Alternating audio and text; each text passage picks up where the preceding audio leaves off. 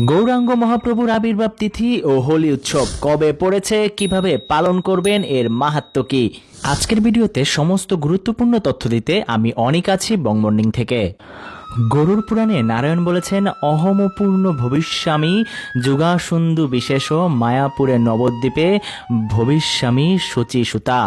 অর্থাৎ কলিযুগের প্রথম পর্বে মায়াপুর নবদ্বীপ ধামে শচীর পুত্র হিসেবে আমি আবির্ভূত হব। চৈতন্য মহাপ্রভু প্রায় 4500 বছর আগে 1486 সালে শচীদেবীর গর্ভে আবির্ভূত হন।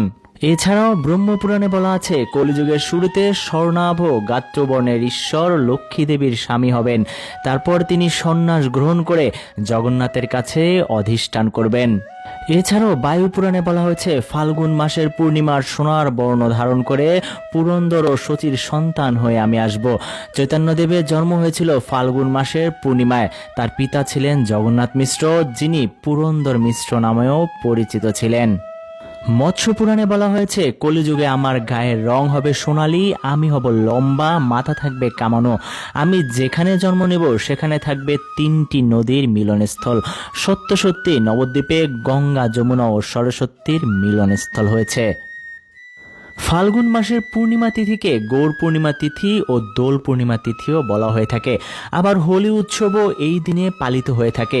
এই তিথিতে পরম পুরুষোত্তম ভগবান শ্রীকৃষ্ণ শ্রীমতী রাধা ঠাকুরানীর ভাবকান্তি অঙ্গীকার করে তিনি শ্রী চৈতন্য মহাপ্রভু রূপে আমাদের মতো কলির পাপী জীবদের উদ্ধারের জন্য এই ধরাধামে আবির্ভূত হন এবং কৃষ্ণ নাম মহামন্ত্র দান করে আমাদের উদ্ধারের রাস্তা প্রদর্শন করেন।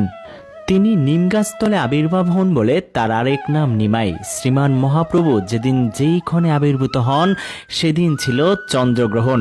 মহাপ্রভু জন্মের সেই ক্ষণ থেকেই হরিনাম প্রচারের সূত্রপাত হয়। চন্দ্রগ্রহণ শেষ হওয়ার পর সকলেই গঙ্গা স্নান করে এবং উচ্চস্বরে হরি হরি হরি বল ধ্বনি করে আনন্দে মত্ত হয়। দেবগণ আকাশ থেকে পুষ্প বৃষ্টি করেন। তাই এই তিথিটি অত্যন্ত মহিমান্বিত তিথি। মহাপ্রভুর সন্তুষ্ট বিধানের জন্য আমরা এই তিথিতে উপবাস পালন করি। শ্রীমান মহাপ্রভুর আবির্ভাব তিথিতে চন্দ্রোদয়ের সময়কাল পর্যন্ত অর্থাৎ সন্ধ্যা পর্যন্ত আমাদেরকে নির্জল উপবাস পালন করতে হবে। মহাপ্রভু পরম দয়ালু ও কৃপালু। তিনি জাত পাত কিছুই বিচার না করে সমস্ত জীবকুলকে উদ্ধারের জন্য কৃষ্ণ নাম প্রচার করে গিয়েছেন। তাহলে চলুন জেনেই নেই এই তিথি আমরা কিভাবে পালন করতে পারি। তাহলে প্রথমে জেনে নেই গৌরাঙ্গ মহাপ্রভুর আবির্ভাব তিথি কবে। আগামী 25শে মার্চ সোমবার বাংলাদেশ ও ভারতে একসাথে পালিত হবে গৌরাঙ্গ মহাপ্রভুর আবির্ভাব তিথি ও দোল উৎসব। এবার জানবো গৌর পূর্ণিমার আগের দিন কি করবেন।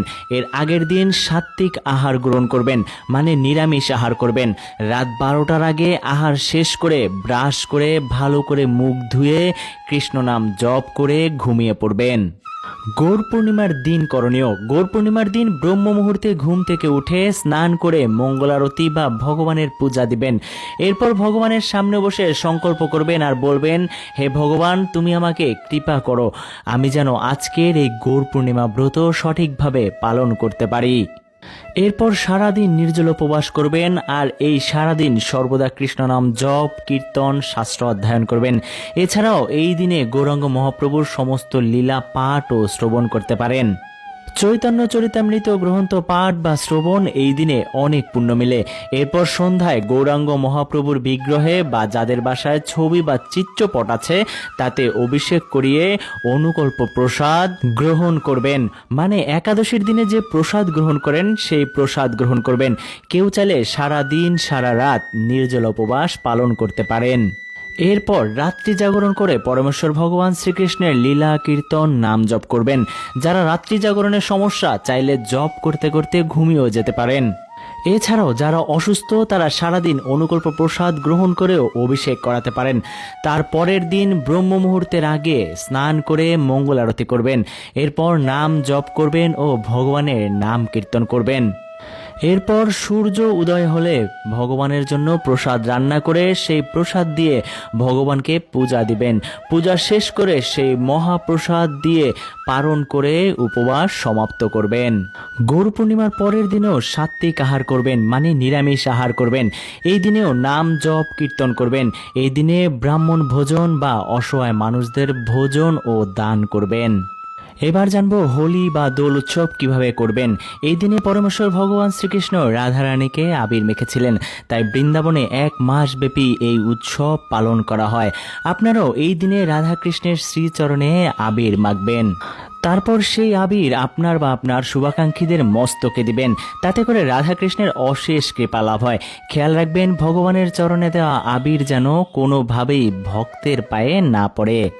তাই তো বাসুদেব ঘোষ বলে করি জোড়হাত, যেই গৌর সেই কৃষ্ণ সেই জগন্নাথ।